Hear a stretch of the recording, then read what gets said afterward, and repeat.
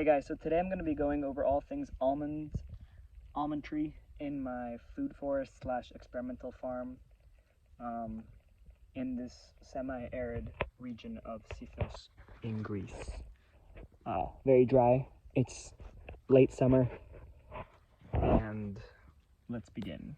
I planted all of these in September of 2022 and right now it is August 2023 and I put them as seeds, as the actual almond itself. Here it looks, this is what it looks like right now. But I don't know when they actually germinated because I wasn't here during the winter. But 2020, end of September was when I first put it into the ground.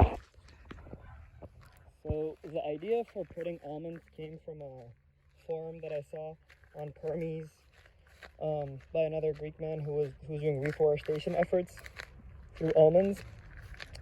And before I show you too much, I just want to say thank you to this tree, because this tree is where all of the almonds that I've planted last year comes from.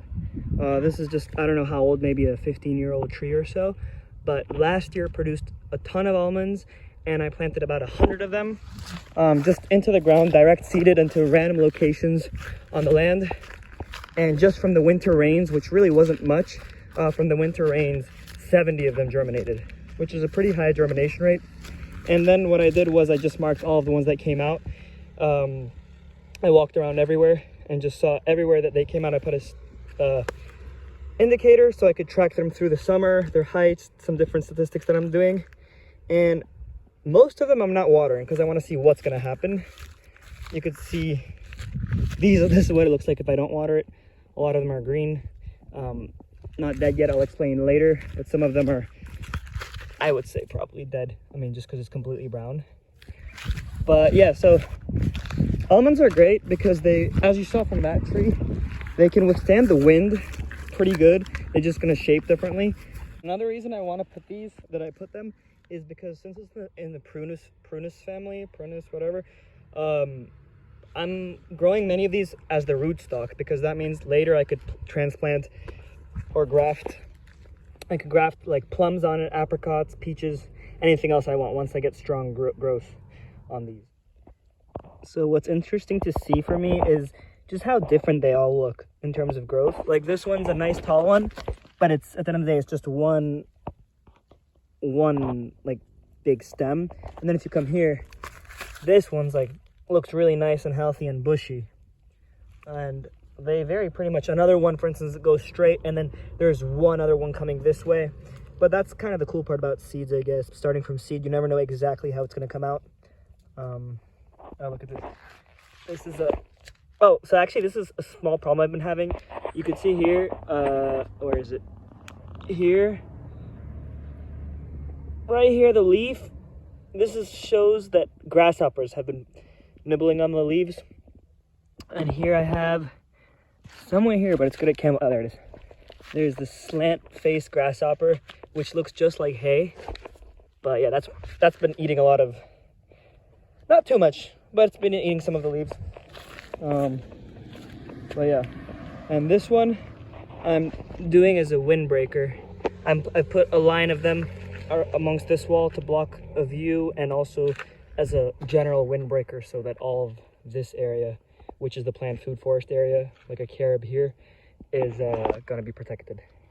And while we're at it, I'll just quickly show you. Here's a carob and a little fig tree and another almond. But mostly here is almonds and cactuses. A row of cactuses. And this is just pretty much how I water them. I'm hand watering them this year. One, just to see what's going on with each of them every 2 weeks. And also because I haven't set up drip irrigation yet. It's pretty much just dipping it into the big basin, which is covered in thick mulch. Maybe about 8 centimeters of mulch or so. But yeah, here's one of the biggest ones. And I do this every about 10 days or so, I would say. It was once every 2 weeks or once every like 3 weeks when I first came in April.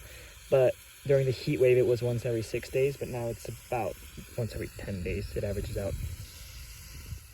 And you could see a pretty big difference in the ones that I water versus the one right next to it, which I don't water at all. Which actually, this one looks pretty healthy for one that I haven't watered.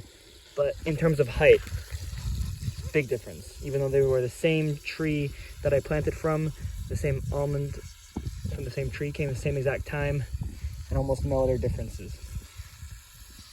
I would say this is probably one of the tallest ones, which is about 70 centimeters now.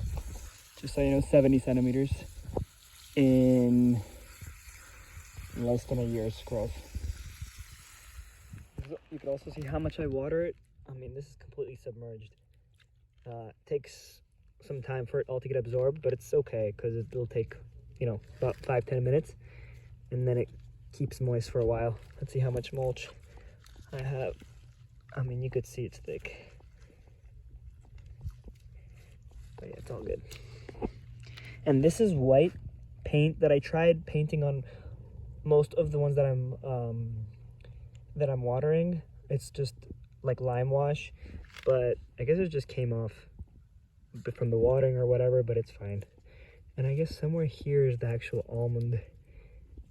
See, this is the seed. And quite a bit of the ones that I haven't watered look like this right now, which might look a little dead, but actually it's still alive. As you can see, it's green. It's green, and even though it lost all its leaves, it lost them to save water evaporation. But normally this should come out next year. That's what I read on a couple forums, that I'm going to leave it, of course. I'm not going to pull it out for no reason. But next year when I come back in spring, this should have come out from a new shoot because it still has all the energy under the roots.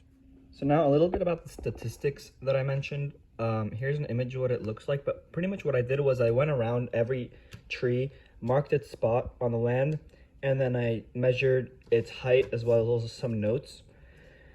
And of course this is ugly, this is gonna get dirty. So then I transferred everything into an Excel sheet where I'm tracking, like I said, every almonds thing.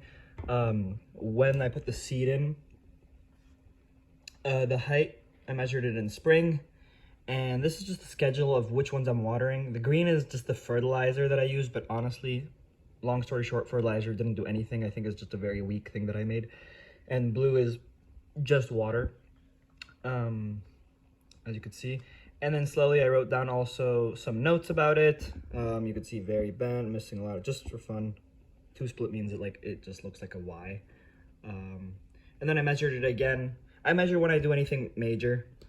It took a while. It took almost 2 months before I actually made any trench and mulch deep, which that's when I think stuff really started growing a lot because the water actually stayed in place. Then you can see I measured the height again after 2 months in middle of summer. This is all in centimeters. And then pretty much this has been my watering schedule since, you know, water. Then when I water it, yeah. So last time I watered it was just yesterday. And then from all this, I'm trying to make, I do some little data stuff just for fun, like histogram of the average heights, and some other things like the tree data, like per tree data to see how it's been growing. This one is the tallest one that you guys saw in the video, which went from 34 centimeters in spring all the way to 72 centimeters of today. And that's 72 centimeters in just less than a year. Is very good. So I'm really happy about that one.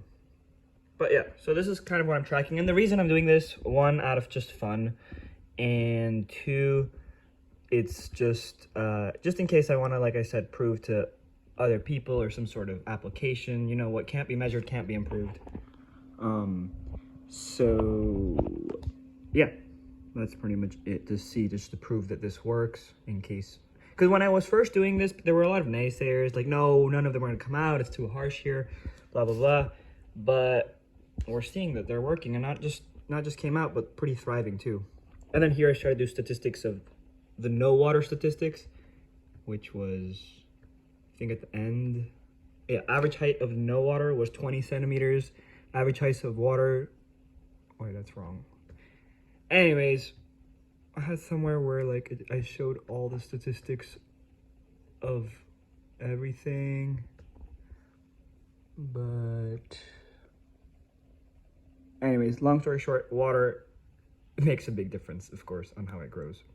And I'm gonna measure these again, not now, but I measure them once every like 8-9 weeks. I should measure it after this video, but I expect a lot of them to have almost doubled in size since 2 months ago.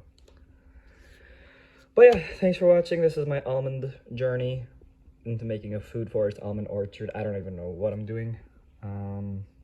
Yeah, we'll check back on this in a couple months or years.